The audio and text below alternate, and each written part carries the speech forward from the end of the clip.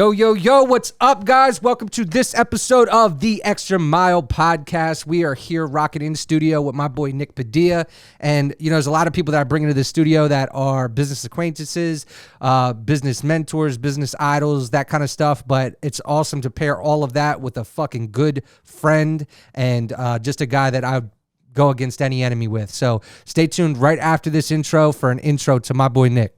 The Xtra Mile, Mr. Brightside. Yeah, I know you heard me. Stop this movement that's moving. Well, you gon' have to murder me. Overcome adversity. My whole life, Bobby Jones, Mr. Brightside. And this is the Xtra Mile.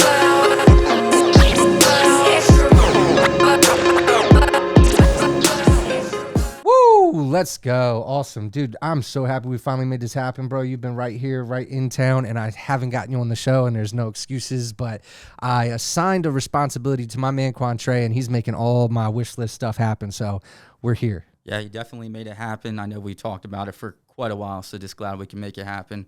My first podcast, and then doing it with you, I'm super excited. Hell yeah, hell yeah. We've actually talked about doing a podcast in here with you, Mike, Pete. Pete's been on the show. We do got to get Mike on the show. I think we got to get that scheduled if we haven't done that already. But today's your time, my friend. Nick, it's dope as shit because we've got cool ass stories that we can go to professionally.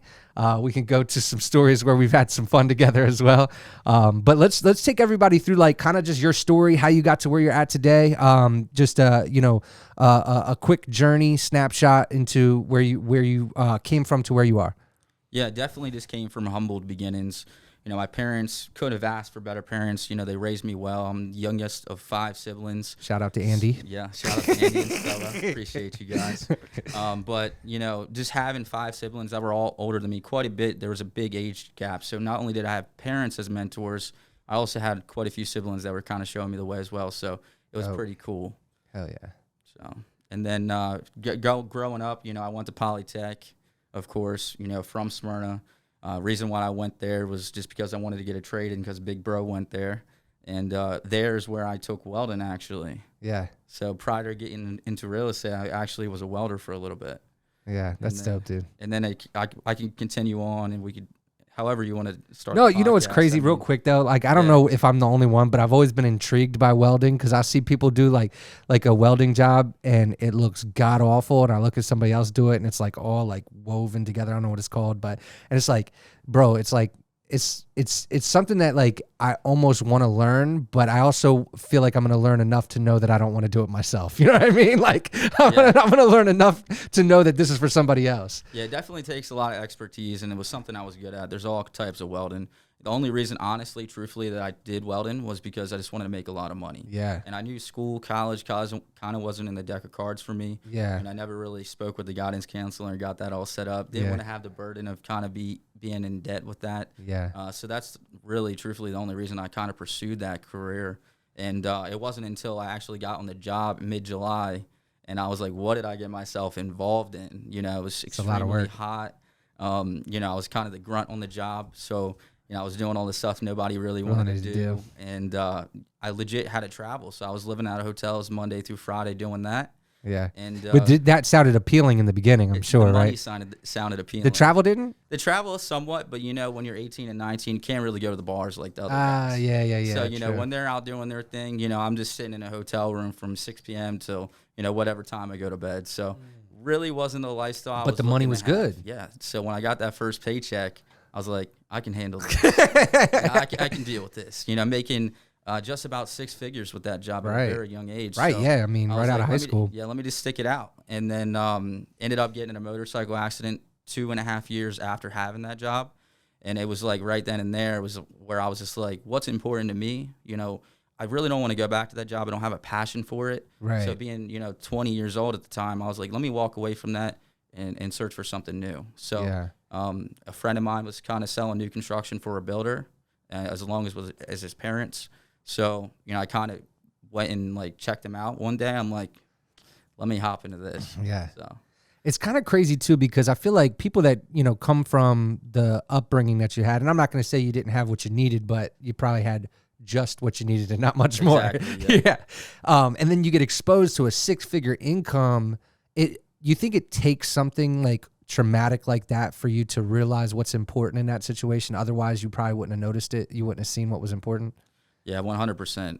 Just being the way I grew up was just family oriented, and just having that job just made me realize that was not the lifestyle that I wanted to have. Yeah. All the guys only getting to see their kids and families on the weekends. Yeah. I was like, yeah, that's not going to be me. But for the time being, you know, I'm single. I was doing my thing. Yeah. So. That's cool though. So, anybody that's out there, I think one of the big things to extract from that particular part of Nick's story is like the money is not as important as what aligns with what truly means something to you. You know what I mean? Like if the values align and you're making good money, great. But if you're not and you're just chasing the dollar, you're always going to be chasing something because there's always more money to make. You really have to have something bigger and beyond that to really be satisfied with it. Exactly. And when I quit that job, really didn't have it fully in the bag, that next job. But luckily, I was able to kind of impress the boss, I guess, showed up in some khakis and a nice shirt like this and just made it happen. But, it was such a transition from making that much money to what I was making at that job, essentially. I went from making almost 6 figures to legit making like $25,000 a year with that job. It was a part-time job. Wednesday and Thursday, Saturday and Sunday. And sales-based, right? And sales-based, but I was the assistant. So, the manager gets paid, I think 1% commission. Really, I was just getting paid hourly. So okay. Did you get anything on the sales? He would throw me a bone here and there. Yeah, my manager was an awesome guy. Shout out to him. But not at that time, as well as when I kind of was thinking entrepreneurial. I had some money saved up.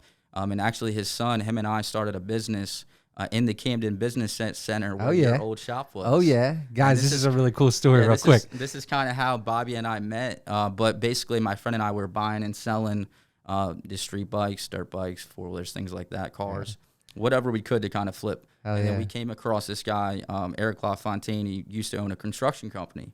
And shout out to Eric. Shout out to Anthony. Yeah, and Anthony as well. Shout out to you guys.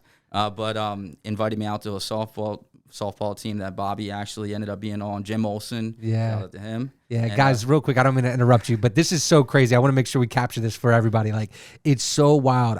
Our first office for Brightside Roofing was in the Camden Business Park in a unit that we had recently moved out of and Nick moved into, but we didn't know each other. So then just probably a couple months later, this guy comes walking onto the softball field, and I learned later that he's literally in our old unit, was invited out by one of my other friends, and like it's so crazy how many friendships and relationships were formed on that freaking softball team, dude. And just the power of saying yes, because just imagine if I said no. Yeah. I just was trying to grind really at that point in time, and I just was like, you know what, I want to have a little bit of fun too. So came out on the field. Bunch of you guys, they weren't the best group of guys. We definitely weren't the best softball players, that's for sure. Athletically, but just great human beings in general. So I'm just super grateful that I joined that team, was able to meet so many great people like yourself, honestly. Dude, it's awesome, man. It's funny because like we don't play softball anymore. It's like, how many relationships are we closing this door on now? I'm like, we got to get a softball team, Q. We got to get this thing together, okay? Definitely next year. Yeah. And we had a dope team name. The name of our team, guys, was Sons of Pitches. And I don't know if it gets any better than that. I'm pretty sure you came up with it too. Yeah, maybe. I don't know where I came up with it from, but it was dope. Sons anyway, of Anarchy. Yeah, we had the Sons of Anarchy logo. We had like, instead of the Anarchy ball and the sickle, we had a softball bat and a softball in his hand. So it was fucking perfect. And we were terrible, but we had a lot of fun, and it was funny because we would lose almost every game. And every game we would walk off the field saying, "It's okay, we're winning at life." Exactly. Then we go to the bar. Dude, it's so crazy that's where this all started, man, because I feel like I've known you my whole freaking life. Exactly. We have very similar stories with our families and some of the struggles that we've seen. And we've kind of like, even though like Anthony was on the field with you and a partner of yours at that time, you and I just like kind of leaned into each other, leaving that field, and I'll let you take it from there. We meet at the softball field. You're still at that time flipping ATVs for anything really out of that shop, but you're also doing the sales part-time for the new construction. Okay. Exactly. Yeah. Okay. So I was, like I said, I had that job Wednesday, Thursday, Saturday, Sunday, 11 to 6. Yeah. So I was able to, kind of do things in the morning, do things after work, do things on my days off, which was 3 days off I had a week. And then, on that team, like I said, I met Jim Olsen. He's the broker. He's my real estate broker now with Olsen Realty, one of our mentors. But anyways, he kind of offered to pay for my real estate course. So that was just a big push for me as well. That I knew I was getting ready to make that move. Yeah. It was just like a matter of when I was going to make that move. Yeah. So he was able to actually drive that and got me into school. And, from there, I just got my real estate license. And this was 5 years ago. Yeah. So let's talk about that. Because, real estate, anybody that's in that industry knows that it's not the easiest industry to get in and do well right away. Maybe the last couple of years, the market is an exception to that because it seems like everybody just got their real estate license and crushed it. But that was way after you had been in the industry for a little while. So let's talk about like that first year of getting into real estate and how that went for you.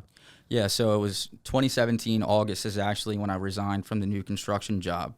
I got my license in springtime of that year, but I wanted to have fun. I was 21 years old, so I kept that job for some security. Didn't really want to hit the ground running at that time. So it was legit 5 years ago in August when I was going to hit the ground running.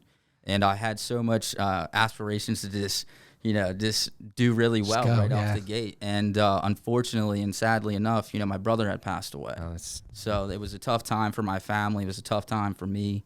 So not making any excuses, but that would, take anybody back with what they're trying to do and pursue. Bro, when you got something like that going on in your life, it doesn't matter how much you show up physically because it's impossible to show up 100% mentally, right? It's just impossible. So go ahead. So it wasn't until the following year, really, 2018, is when there was a pretty defining moment when Jim Olsen had sat me down and he was like, "What are you doing? Why aren't you having success?" And I was like, "Wow, I'm letting this guy down that I really care about and I want to impress." Yeah. So it was like right then and there where I kind of got my butt back into gear, got the motivation to really give it my all. I was like, this is it. This is going to work out. And, I went full-fledged ahead and just started having some success. And it wasn't until after the first couple deals when you really get the knowledge, the confidence. But once you get that, you can accomplish anything. Dude. So it's fucking chills going down my body right now, bro. That's so dope. I never heard that story about Jim sitting you down like that. And sometimes we do just need that little kick in the butt. And it's like, you look back on that in the moment, you're like, fuck, this sucks. But then it's like, that's the thing you become the most grateful for. Exactly. You know what I mean? So 2017, I also bought my first property. Yeah. So all while trying to make it as a new fresh B realtor, I was also renovating a house at nighttime. So I had multiple credit cards and just maxing them out, man, and just trying to get through this house renovation. I was spending too much time really doing that and not enough selling real estate and trying to focus on building myself as a realtor. So I also blame, me just, and you sat me down, was like, hey, sometimes you just got to focus on money-making activities rather. Of course, that's going to make you money. Yeah. But, at that given time, I had to put more effort into actually selling the real estate. Yeah. Yeah, it is crazy, dude. There's three things that we can be doing as salespeople. And if you're in real estate, you're in sales. If you're in any business, you're in sales, really. But when you're in a sales role, there's three things, right? It's prospecting, presenting, or following up. There's three things. It's not too complicated. If you're doing those three things, then you're doing something that's going to contribute to the end result. If you're not doing those three things, you're not. And so it is interesting. Once you put that in perspective and you look at what you spent your last week doing, you're like, oh shit. You know what I mean? Yeah. So, but it's cool, bro. Dude, listen, there's plenty of people rooting for you and in your corner. I'm definitely one of them. I'll always be. It's been awesome to watch because, you're an underdog. And it's hard not to root for an underdog. That flip opportunity, that property that you're talking about, later on would end up being something that would springboard you into real estate investing. So let's talk about that a little bit too. Yeah. So So in the midst of kind of 2018 is when I started really having some success, I would say, with being a realtor. So I was finally making some sales, getting some money back into my pockets. And then 2019 came about, and I came across another property in the midst of doing a renovation here. I'm not even halfway done it at this point. But it was just another property that's just like you can't pass up. The numbers just make so much sense. You got to purchase it. So the first property, I'll get back to that. I was able to obtain half of the money up front from a family friend through a hard money type of loan. So luckily and fortunate enough for them to trust and believe in me. Thank you guys. Yeah. And then I came across this other, so I was able to pay that off. I came across this other deal. So this house is paid off at this point, so I'm like, it is what it is. All I have to do is pay the utilities. So I came across this other house through Anthony, actually, and just ran the numbers, and it was just another incredibly home run deal. But the thing was, it was a lot more money than my first property I had acquired. So I had to legit came across and heard about the property, bought it 10 days later. Had no idea how I was going to do it.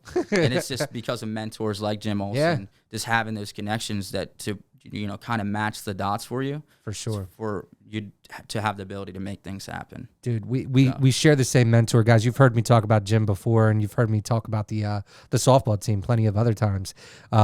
Jim, one of the first things he ever told me when it comes to real estate investing, if the deal is good enough, the money will come. Exactly. And I've held on to that so hard, dude, because anytime, if that deal comes through, don't let it escape you. And even if it's just simply bringing it to somebody like a Jim or somebody like that that's close to you, even if it's not something that you're going to do, take it to somebody who will later on reciprocate that kind of energy to you.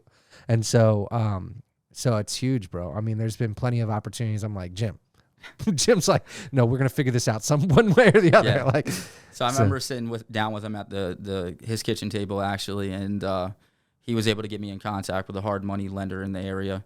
And I had to go ahead and get an LLC structured and everything like that really quickly, expedite that process. I was able to obtain the property for $125,000. Again, I maxed out multiple credit cards, Home Depot, Lowe's, Chase, all the credit cards that I have. I'm just maxing it out, buying the material. The money I had, I just allocate towards, paying the contractors, whatever needed to get done. So I put about $40,000 into that property, and then a year later, it appraised for $280,000.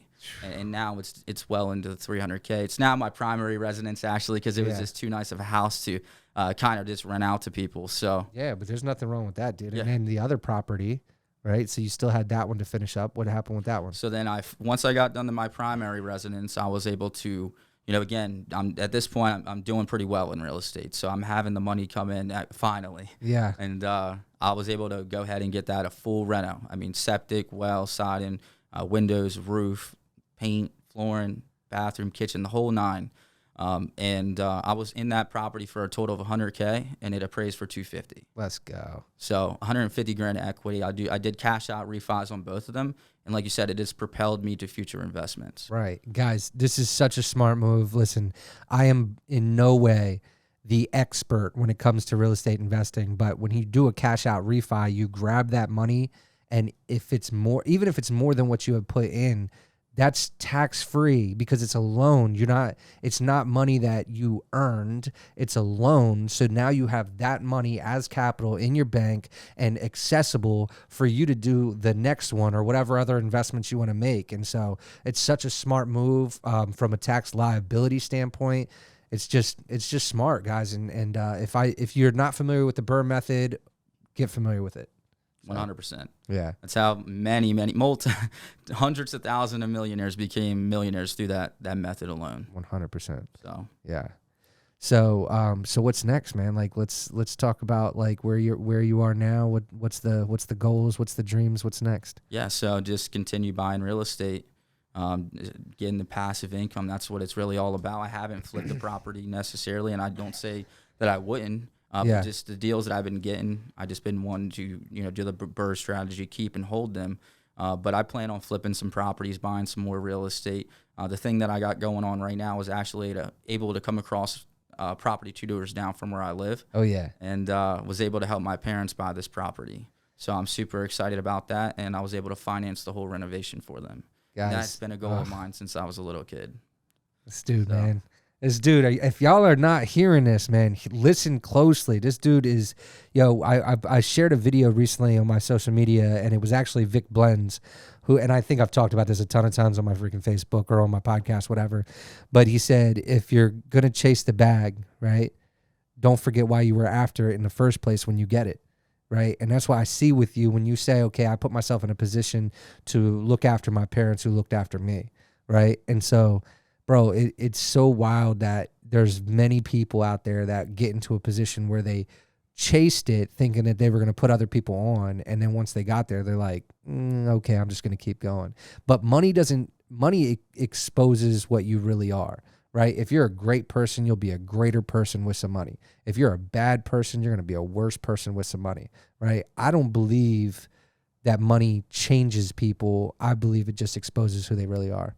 Yeah, 100%. I agree with that completely.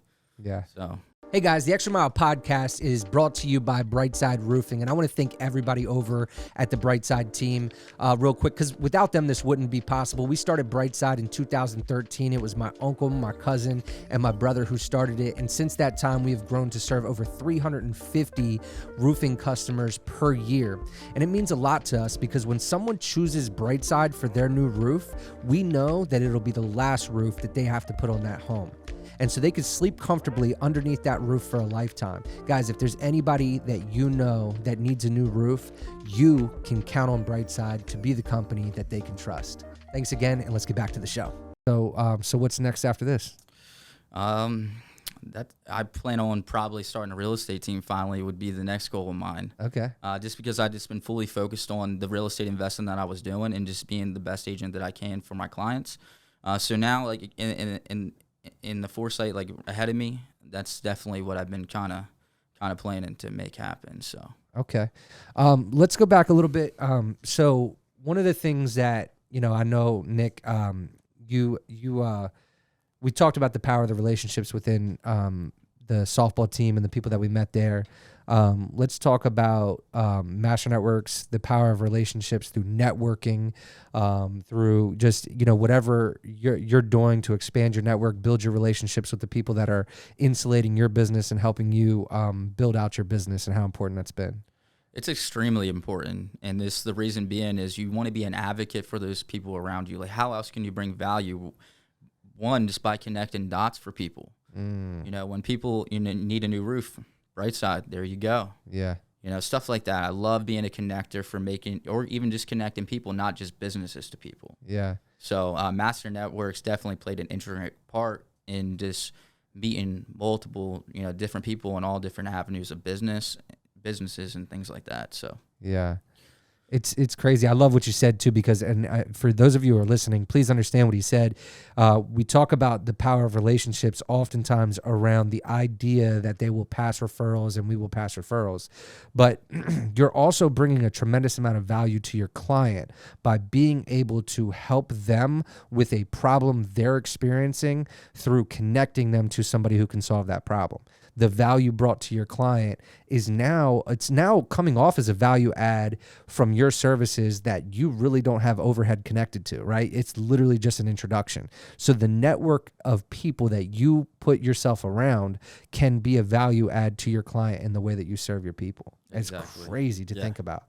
And that's, there's many facets to the whole idea of the benefit of relationships in general, but that's just one I feel like is oftentimes overlooked. And then it's just a lot more points of connection moving forward with those clients. So, a year after they purchase the property, for instance, and they need something, they're going to reach out to me because they've reached out to me in the past. So it's just a way to stay in front of your clients. 100%. Right. And then the value brought to your referral partners, it's not just, I will send you people if somebody calls. No, because of what I've done with my clients and the rest of my network, people are going to call. And I know that because now I'm their trusted resource for somebody local who maybe somebody just relocated from Pennsylvania, New York, New Jersey, wherever, and they don't know anybody in this area. Who they're going to call every single time? It's going to be the person they do trust. Exactly. Yeah, that's wild. Let's go back further. Let's go back to you talked about your childhood. You talked about some of the ways you grew up. You were an athlete. We really didn't touch on that too much. Did we talk about it too much? No, right? Didn't talk about it. But yeah, definitely played a great part in my childhood. You know, I started playing baseball, wrestling at 10 years old, did that all the way through high school. Had some amazing coaches, been a part of amazing teams, and, you know, played with a lot of great people. So it was a great way for me to be able to be a good communicator, be a good leader, and just get that knowledge and the tidbits from my coaches along the way. Yeah. It's huge, right? And then, like, I think, and, you know, this hats off to your parents, too, for, like, having the foresight for this. But, man, with my kids in, like, cheer and stuff like that, they're just coachable people now. Like, when they go into the place of employment, if their employer or if their mentor or if their whoever, coach, whatever, tells them to do something, they hear it, and they're actually trying to implement the change connected to the results that we all want. Exactly. Versus taking it personally, getting offended. At least when they tell them. If I tell them, they might get offended, but that's just the nature of the beast. So I'm just kidding. No, they're good kids. Yeah, right? I completely agree with that. And just the competitive nature. Yeah. You know, because you're going to need that in life. You're going to need that grit, that hunger, you know, to be the best or want to be the best. Yeah. So I definitely owe a lot of my success here in business and in life from playing sports and my upbringing. I definitely remember something growing up with one of my coaches, and he was just like, the power of imagination. You know, so like for baseball, for instance, just imagine being up there. What's it feel like? You know, what do you hear? I want you to feel that. What's it feel like when you hit that hit and you score the game-winning run? What's that feel like? Ooh. So I use that even today in business, and especially in the beginning. I would just, you know, when I was at my lowest, I thought my biggest, and it was through power of imagination. Damn. He said, when I was at my lowest, I thought my biggest. So let's talk about that. I mean, if you're at your lowest, right, we can go back to the accident. We can go back to exactly right. Would that version of you be surprised by what you're accomplishing today? No, because I've already relived it in my head at that time. Yeah. I just knew all the stuff that I have in my life, I even have more than what I've expected. Yeah. And like you said, it was my accident.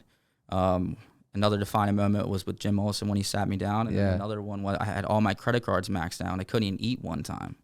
You know, I'm out showing houses in Milford. I stopped and my credit card declined, and I just looked like a fool. And I said, I'm never letting this happen again. Oh, shit. So there's this, I feel like everybody has their defining moments that they can just look back upon. And it's just a continuous driving force for you to propel and keep going. Yeah, this is why I fuck with this dude, guys. He's like my fucking hero right now, dude. I'm so serious, bro, because like I've been talking about this a lot lately, and I feel like I brought it up. I might have brought it up in the show yesterday. If I did, Contrary, I'm sorry, bro, but it's applicable at this moment. You seen the movie The Greatest Showman? No, I'll have to check it out. Did I bring it up yesterday or in the other episode? Oh, in the sales meeting. Okay. I talked about this recently, I knew. But anyway, The Greatest Showman is a musical, which is the reason why I never watched it, right? I was like, I don't fuck with musicals. But Michael Faber said, dude, you got to watch that movie. And so on the plane ride back from the men's retreat last year, I watched this movie, right? And it's about Barnum, it's the Barnum and Bailey circuses, okay? And so this guy, Barnum, creates this circus, like builds it up, and then partners with this guy, Bailey, who's more conservative and definitely a numbers guy and more analytical and a little bit more cautious. And so there's a point where Barnum's like, I'm taking this to the next level. We're going to do this, this, and this. And Bailey's looking at him like, how the hell are you going to do that? He's like, oh, I got a loan against everything. He's like, you're going to risk everything that you've built? And he looks back at him and he says, how do you think I built it? So when you sit there and you talk about maxing out your credit cards because you knew, like failure wasn't an option. So, right, it was like, okay, this credit card is going to provide me the resources I need to get to here. And once I get there, I can pay it all off. It ain't going to be a problem. That's not something I'm even fucking concerned with. However, if I don't, I can't. And so for that reason, I've got to push forward. And I must squeeze every cent out of this credit card that I can until they tell me no. It's a powerful thing when you have that mindset. Yeah. You have to have the conviction of the end result. Conviction. Yeah. Yeah.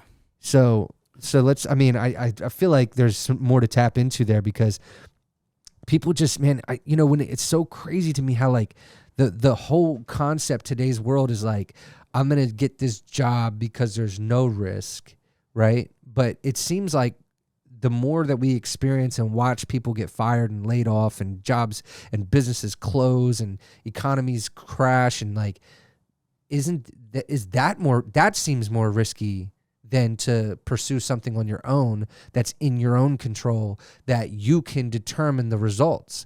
Like if you're an employee, and I'm not saying, everybody, we're all self-aware, right? Some of us, we don't want to be entrepreneurs, and that's okay. But all I will say is, like, don't put all your eggs in one basket, because when you do this as an employee, you're still depending on somebody else doing the right thing on behalf of the company at all times. And if it doesn't, out of nowhere, no matter how good of an employee you are, it could all be gone. So there's risk with everything, but where you can have your own control, like what you did, Nick, is like, I control the outcome. I control this outcome. The more that I put into this, the more effort, energy, hard work, because you've done a lot of the work on the projects yourself, which in the beginning, is one way that you and I are different. Because not anymore. Not anymore. All right, I was about to say not anymore. But you've done a lot of the work on some of the, on the first house. You did a lot of the work yourself, and so to me, that's the example of, like, I'm going to keep this in my control, because I then determine how quickly it can be done, and how much effort and time and energy can be put on this. Yeah, fortunate enough for me, early on, if I learned a lesson, if it's up to me. Yeah. You got to take 100% ownership, and that's exactly what I did. I just made a decision. I had the no quit attitude. I said, this is going to work, and I'm going to make it work. Early on, the people that loved me, they didn't know if it would work out or not. Yeah. And that's just because they came from a place of care. Yeah. So I just had to kind of put my blinders onto that. Ooh. And just keep moving forward. Yeah. And just prove them all wrong in a good way, of course. Right. Yeah. Well, I'm glad that you can look at it that way. We've had that conversation on this show a few times, and sometimes it's a chip on your shoulder. Sometimes it's, I know they have my best interest in mind, but they don't see what I see, so I have to push forward because I believe in what I see, right? And I'm going to push forward, not to prove them wrong, but when that happens, maybe I'll gain that respect a little bit more for my next move, because there's going to be more. Exactly. Yeah. And now they just look at me like I've accomplished so much, and I have, but I just live in, like, blissful dissatisfaction. Like, I live every day with gratitude, but I'm just also equally dissatisfied. Let's talk about that. So what does that do for you? This keeps me going. It keeps me moving forward. I'm happy with where I'm at in life, but also not happy at the same time, because it could all be taken away very quickly. So I just want to be so insulated that nothing really ever happens to me or my family. Bro, this motherfucker is speaking my language today, dude. We talk about it all the time, brother. Like this, and you are this way very clearly. So respectful to anyone at any level, because you never know who you're gonna need. You never know what relationship is gonna matter, and it's evident in your shit, dude, and everything that you're doing. Let's talk about, dude, like there's obviously a burning desire for more, right? And so when you say something like, just keep going, just keep pushing forward, I know there's specifics, man. So let's talk about investments. What's the next investment for you? We're talking about real estate investments. What is it that you're looking to accomplish next with real estate investing? So my next goal, by 30, I'm getting ready to be 27. I want to own at least 10 properties. So that's just a big goal of mine, and I just got to keep plugging away at where I'm at in life right now. Truthfully, if I didn't help my parents, I would probably own 2 more. Yeah. But I'm helping them transition right now, so they're getting ready to move into their new house. It had a complete renovation done to it, and then my childhood house is up next. So they have that paid off, completely paid and clear. And what I'm going to do is I'm going to finance that one for them as well, and we're just going to sell that for top dollar. And they're going to give me a little bit on the back end, for helping them through this transition. Nice. So that's kind of on the horizon. But following that, it's just buying and acquiring more deals, whether it's flips, rentals, moving on to multifamily units, or maybe even building my own multifamily units, things like that. That's in the horizon. Love it. That's good stuff. No short-term rentals yet? No short-term rentals. I did have one under contract in Ocean City, as you know. But it ended up falling through. It wasn't financeable, and I went through many different routes and hoops. It just didn't make sense for me to do it at that time. And then I was looking in the Poconos as well, and then just came across this deal for my parents. So just put everything else really on hold for myself to help them. But yeah, definitely short-term rentals is a big goal of mine, and I want to do that because there's a lot more money in it, honestly. Yeah. Poconos, that's interesting for short-term rental, because it probably does go all year, huh? Yeah, so I mean, you have the summertime there with the lakes and biking and things like that, and then you have wintertime sports, of course, like skiing, tubing, snowboarding. So Dang, I would have never even thought about that. it's just a passion that I have. I love going to the mountains. I love skiing and things like that. So I just thought it would align with what I like to do with life. Love it. And also, I just love being by the beach. So just really just looking down there, seeing what I can acquire, but the prices are just ridiculous right now. Damn. But, guys, again, if you're in a position in your life where you're staring down a job that you hate and dread Mondays and everything like that, man, no matter how much that check is at the end of every week, you got to look at what matters. This is a great example of that. There's a lot of people that get afraid to leave. Again, what I've talked about a couple of times here is the security, and I use the air quotes here because who knows, like even the welding industry could have been impacted, that particular company, whatever. There's really only so much security when you're dependent on somebody else's success. I hope you've listened to Nick's story and taken something from the idea that money's not always the answer. And then when you're doing something that you can be happier with, you go on to make more money than you were making and afraid to leave that job in the first place, which is crazy.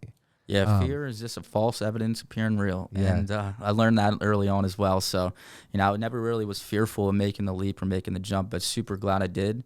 Like you said, I was making really good money there. And, most people are scared to leave, a job like that with a lot of security. So, I just had so much faith in myself that it would just work out, and it has.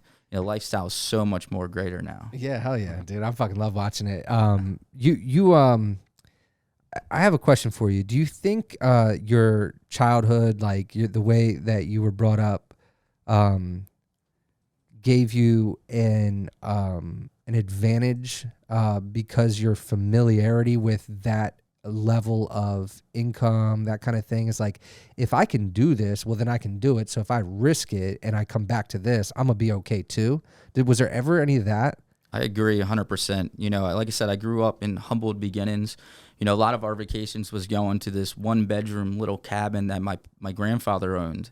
And we'd be literally piled in there, air mattress after air mattress after air mattress, climbing over people to go to the bathroom type of thing. That's funny. But, we would hunt, we'd fish, and we'd go swimming. And it was some of the greatest memories I have in my life. Yeah. But it was all just based around just being around your family. So my biggest motivation, my biggest reason why is my family. That's why I want to make money. I want to provide a good lifestyle, not for just myself, but for them. That's so cool, dude. So now I own a boat and multiple toys, and we're able to go do cool things. And I wouldn't have fun doing those things alone. Yeah. So that's good shit, man. That's good shit. Nick, I ask everybody the same question that comes on the podcast. The name of the podcast is the Xtra Mile Podcast for a reason. There are moments throughout my life, bro, where just going above and beyond the standard or the current set of expectations is just paid, over and over again in my life. It's played out for, years, the results have. And that's the reason why we named it the Xtra Mile Podcast and why there's so much Xtra Mile branding around some of the things that I do. It means a lot to me. And so I ask every person that comes on the show to talk about a time in their life or in their career or whatever. It can be personal and in your business or in your business that is something where you went above and beyond the standard expectation and how that played out for you. Yeah, I mean, as a realtor and servicing clients, whether it's helping them buy or sell, invest in, or property management work that I do, I feel like I can name many examples in those instances. But for me personally, I think it was just betting on myself. And when we talked about it throughout the whole podcast, just me going the extra mile when I was down and out, and all the odds were against me, I put all my cards on the table and just bet on myself. Yeah. I feel like that's where I would say, just at my lowest point, I thought my biggest, that's when I went the extra mile to really make things happen for myself. And just having so much faith and discipline and commitment to that I was going to make it happen. Yeah. It was like really that failure is not an option mentality. Yeah. I want to make sure our guests know how to follow you, stay along for your journey, bro, because we know through your words, if you guys didn't get the clear message, Mr. Padilla is just getting started. That's very clear. So where can they follow you on the rest of this journey? Where can they stay up to date on what's going on in your world? Yeah, I mean, you guys can follow me on Facebook, just Nick Padilla on there. Instagram, which is @Nick_Padilla. TikTok, Flicks with Nick. or you could call me, text me anytime at 302-535-7785. So Dope. contact me anytime, guys, whether you want to talk about anything in life, real estate related or not real estate related. We'd love to connect with you. Hell yeah. Hell yeah. Dude, we can talk for hours, guys, because me and Nick have done business together. Nick's involved in Master Networks. He's the president of one of our chapters. In addition to that, we've rode motorcycles together. We've had fun in Ocean City. We've had fun at Firefly. We've done some pretty cool shit together, dude. And so I'm really truly honored that that we had Nick on the show today. Be sure to follow him, guys. Stay along for his journey. Nick, before we close, man, any last piece of advice for anybody out there that's watching, thinking about going into business, maybe thinking about going into real estate, maybe they're just simply thinking about betting on themselves? What advice would you give them? Yeah, just make the decision.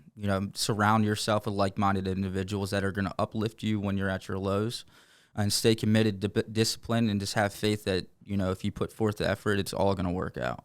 Woo. Guys, we're going to end with that. I will see you next week. Same time, same place, different guest, bringing you jam-packed value. Be sure, guys, to comment, share this episode with your friends and family, because they need the content that Nick just shared so that they can bet on themselves too.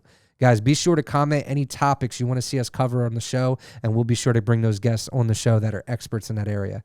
Until next time, guys, see you later. Thank you for tuning in to the Xtra Mile Podcast. If you're still listening, that means you learned something, or you would have turned this off. So make sure you subscribe so you never miss an episode of the Xtra Mile